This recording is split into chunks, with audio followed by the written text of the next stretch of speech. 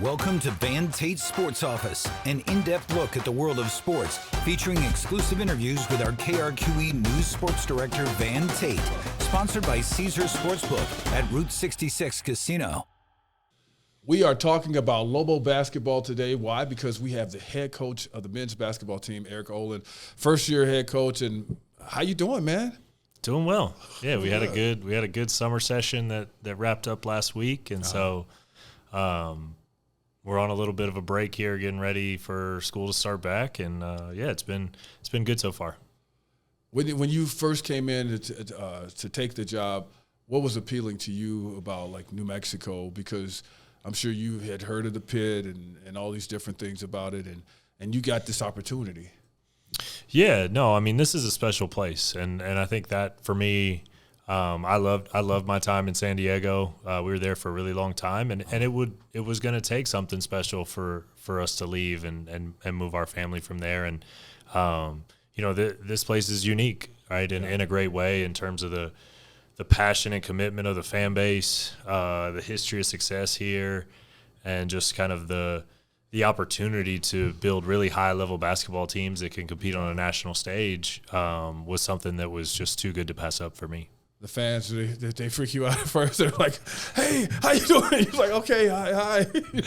No, it's great. I mean, I think that's what everybody in college basketball is looking for, is that kind of passion. That kind of passion. Yeah, like that's what everybody's looking for. And so to have that be here, like, I think, my approach is to embrace that and really celebrate that and as opposed to run from it. And that's one of the reasons I want to be here, is because of that. I think it's always more fun to be in a place that's invested, and so that's something I'm really looking forward to, seeing the fans come out, what it's like in the pit. Like I've seen it on TV. I've been in there without the fans, but I haven't actually experienced it, and it's something that I can't wait. You talked to the players about it, because I remember even back when Alford was here, when he was just saying like some of his players, sometimes they were intimidated by it, because it was just, like you said, the passion is off the chain. Yeah, no, I mean, it's not something that we've like talked to the players about. Maybe it'll be more of a topic when we get closer to games coming around. Mm-hmm. But I think it's part of why it's part of why you come here, whether you're a coach or a player, right? Like you have to want to be in that environment. Otherwise, this probably isn't the right place. So I think that we have a group that's going to embrace it and really make it a positive. And when you look at your roster, let's talk about your roster.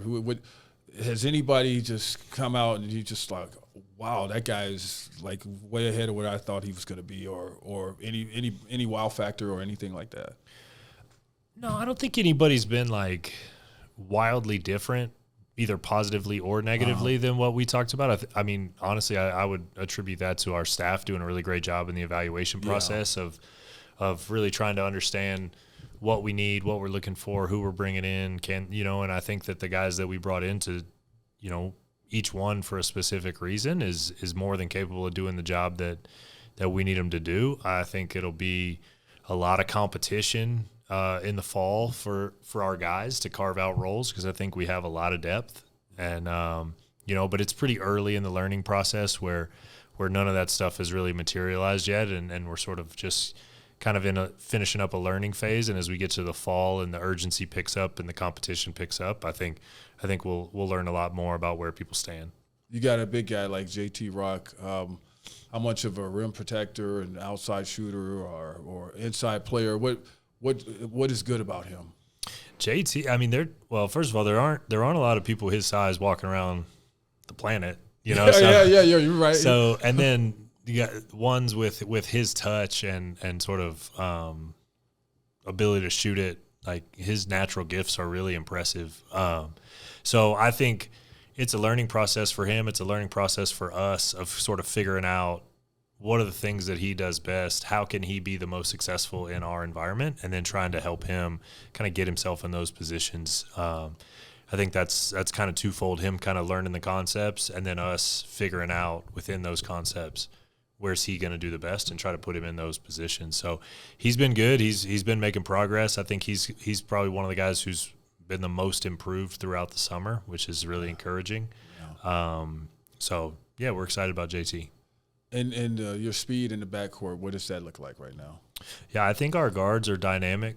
I think Dayton Albury and Uriah Tenet specifically are two guys that, I think dynamic is a good term for those guys in terms of their athleticism and their explosiveness. They're certainly good for a highlight here and there. I know Uriah's got a few clips that go viral, and he does some things that make everybody's kind of eyebrows raised, at least once a week, if not more often.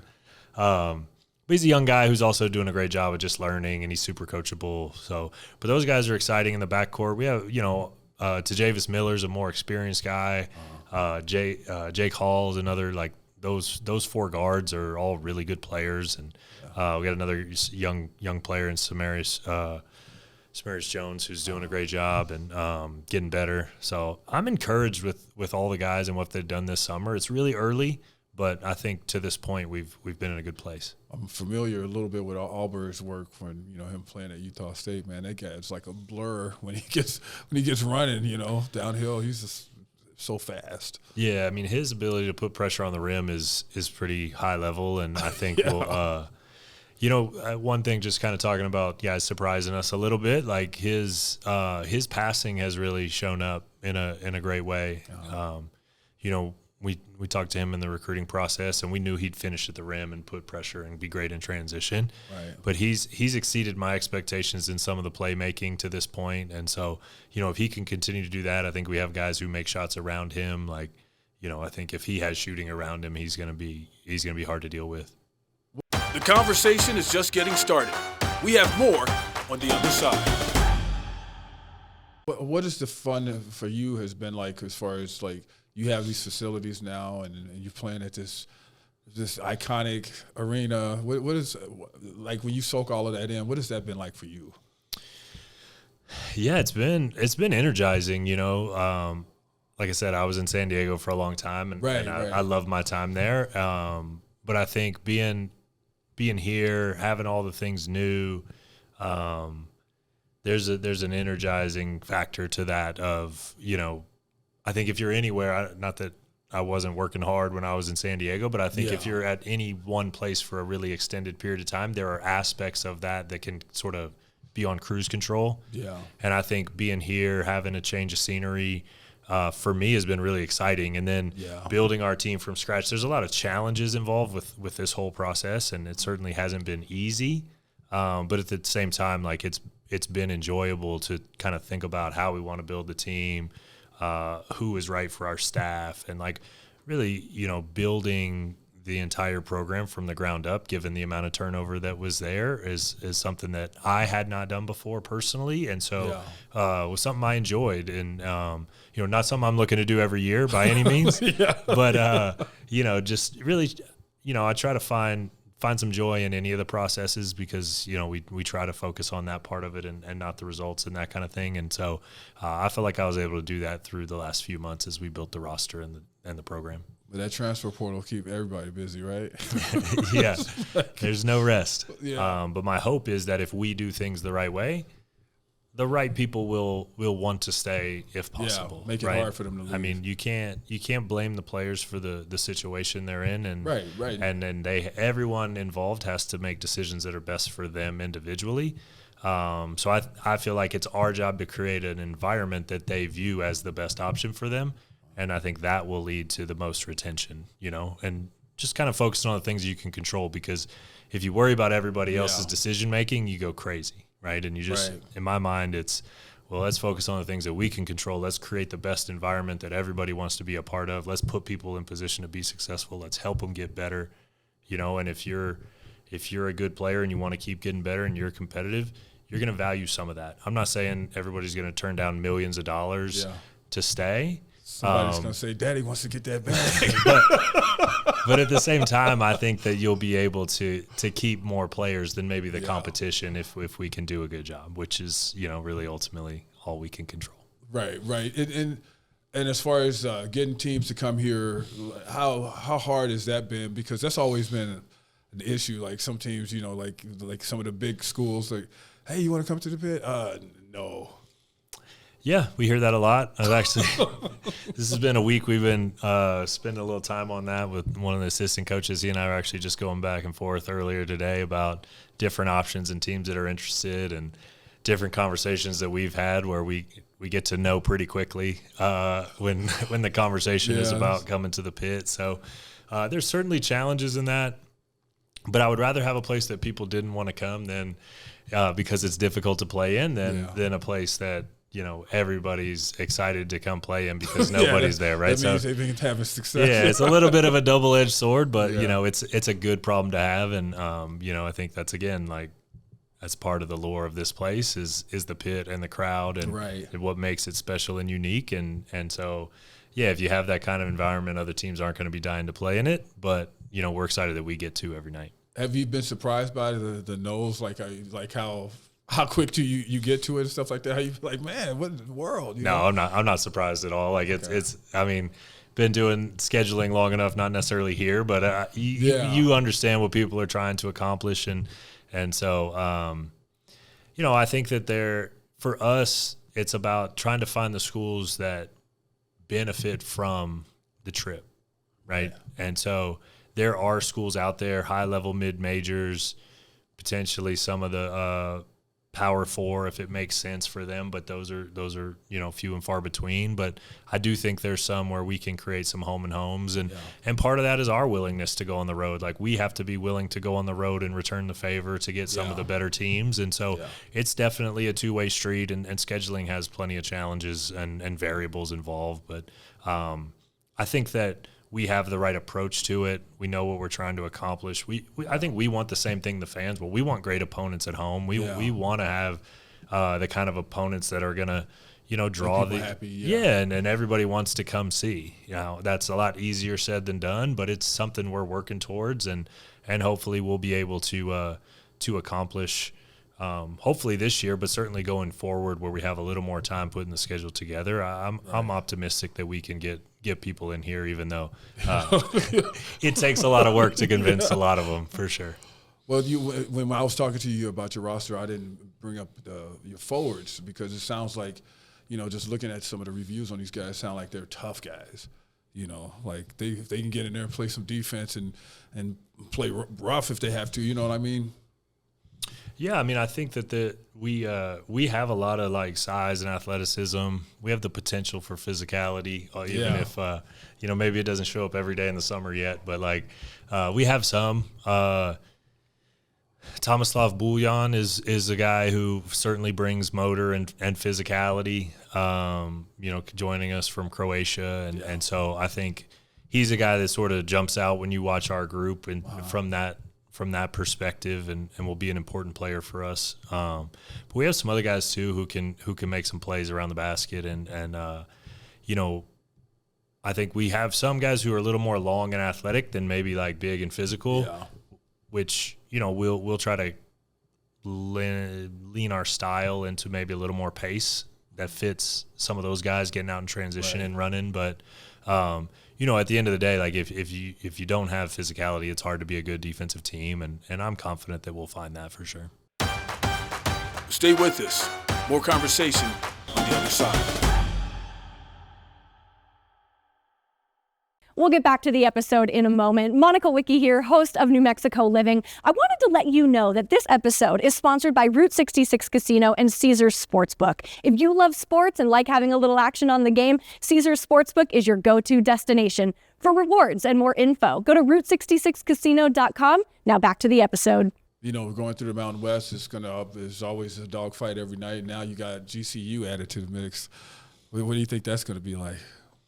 Another good team, which, you know, from my perspective, you know, like, let's play the best teams. Let's get the best teams we can in the conference. And, you know, the timing of that I know is a little bit disruptive for the league. But, again, like, that's outside of our control. So we'll see how the league schedule turns out. And, you know, hopefully we get a pretty strong version of that in terms of the opponents, and we get to play a lot of the top teams in the league twice, and we get them all at home, and, you know, that would be great for us. And I know we're not going to play everybody twice, but we'd love to get Grand Canyon twice and San Diego State twice and Utah State twice and Boise State twice. Like, get that work. Yeah, we want we want that. Like, we want that for the home environments that we talked about. We want that for our metrics relative to strength of schedule and opportunities to move the needle in our resume for the NCAA tournament and those things. Like, that stuff is really important. And so how that plays out within the conference will be interesting. And, we kind of have our fingers crossed for the best case scenario, but like, again, not something we can control. So end of the day, we'll just play who's on the schedule. But, I'm all for having the most competitive teams we can in the conference and then getting to play them as much as possible. And NMSU, don't get them twice anymore. You coming into that rivalry when it's just a one-off. Excited about that? Does it make it more intense when there's one game instead of two? That's a good question. Like, I'm not sure. I haven't been part of the return in the same year. I know that's something that will be discussed in the future, but for now, we're going there this year to return the game. And rivalry games are exciting. There's intensity there. Those are the kind of things that I think, like, as competitors, you want to be in those environments, and I think our guys will be excited for that opportunity when it comes around. What is something that you've learned as a former player and then as a coach for all these years? What is something that you've learned that is pretty just universal with basketball?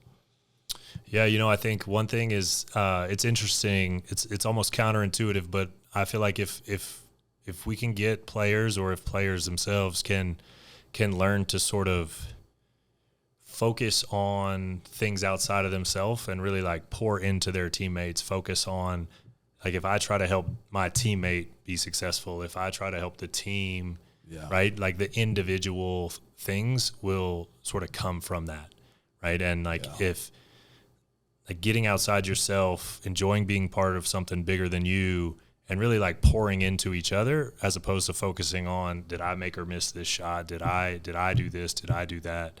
Like, if I can focus on other people, then it's crazy how your own level gets elevated, and then all the things that you might want to accomplish individually sort of come back around for you. Rise. Yeah, I'm a big believer in servant leadership, and I think that I am too. That really goes a long way. And so, we talked about kind of the turnover and putting coaching staff together. Like, within our staff, I think we've hit a home run in terms of people who understand that, like, as coaches, we're here for the players, and that if our focus is on doing the best for the players, we're going to create an environment where they can be really successful. And then that goes back to, they want to be in that environment, and hopefully our retention is great. But I think that starts with coaches understanding, like, that it's not about us. It's not about the coaches. It's about players. And if we pour into them, then all the things that we might want to accomplish as a staff, as an individual, that stuff will come back around. And it's the same for players. If they're able to really focus on, hey, I'm gonna try and do a good job today, but I'm gonna help somebody else as well, and I can keep some of my focus on other people and helping them succeed. It's amazing how it helps your own performance. It must be just rewarding for you to see that when the player gets it, like, and you've helped spread this servant's heart so these guys could rise together as a team. Yeah, I think that's one of the more rewarding aspects of coaching is seeing guys grow in that area and maybe kind of take a more well-rounded view of how this can work and sort of get outside themselves. And especially if they sort of end up reaping the benefits of that. I think, obviously part of the reason that I'm here now is the success that we had at San Diego, and the team that I was most recently part of was most definitely the most unselfish group of people I've ever been around.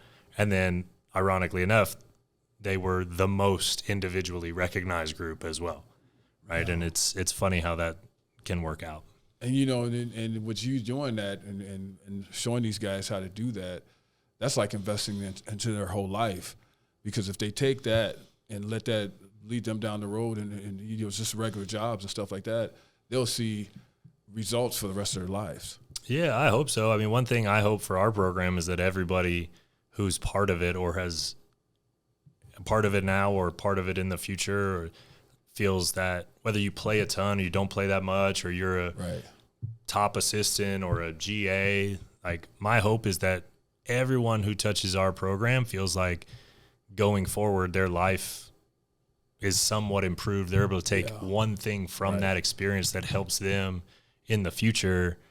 Whether that's navigating a challenging, work environment or a personal relationship or whatever the case, like in the future, there's so many lessons you can learn from being part of teams and organizations and especially in competitive environments. I just think there's a ton of benefits from it. It's one of the things I really love about being in coaching and being part of a team is, that there's a lot of purpose for me when I wake up because it's not really about me. It's about everybody else. And I think that that's a great way to kind of live your life on a daily basis. And coaching is an easy way. It's sort of natural to do that in coaching, but I think that translates to all aspects of life. If you can make it about other people, a lot of times it's going to be a more enjoyable experience for you. And so you've been here for a while, and I'm getting a hard wrap here. I got to get out, but the one question, the biggest question of them all, it came at your press conference. Is this going to be a chilly question? Red or green? Yeah, no, I know the biggest question, right? Like I've gotten it a few times now for sure. But so what I'm learning is that I think it depends a little bit on what you're eating, and that it's maybe not just straight one or the other, or it's a little bit relative to the food and what different foods maybe pair better with different things. So I'm still learning. I like both, but I'm trying to figure out how to apply them appropriately. One is not ahead of the other. Probably green's a little ahead of red for me, but I'm still figuring out how to apply them in the exact right ways. Green chili can even make leftovers taste like a new meal. He's head coach Eric Olen, men's basketball coach at the University of New Mexico. Fernando Perez behind the controls. We'll see you next time.